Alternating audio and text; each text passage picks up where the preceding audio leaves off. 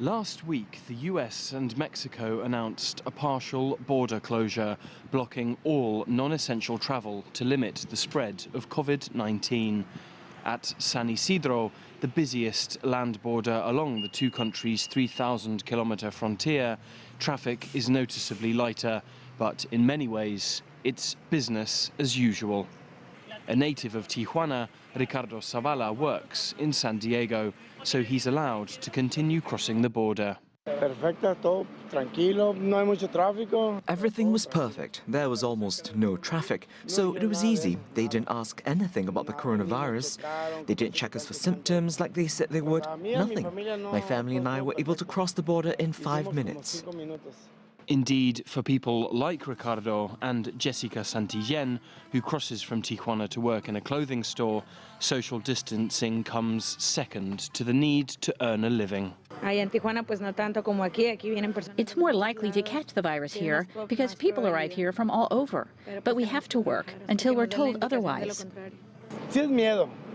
It scares me because if I get sick, then I can't work and I have to pay my rent.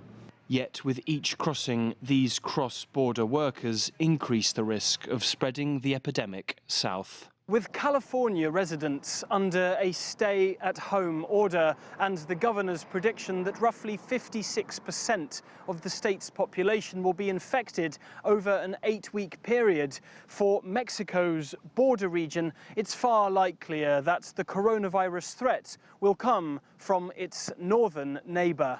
Tijuana's economy depends heavily on cross-border flows, and while authorities have set up a medical checkpoint at the international pedestrian crossing, it's by no means mandatory for those moving from California into Mexico. For the moment, local authorities appear relaxed. Rubén Roa is Baja California's deputy finance minister and says his city won't need long to contain any outbreak. Esperemos que esta emergencia no trascienda más allá de los 30 días. We don't expect this emergency to go beyond 30 days, maximum.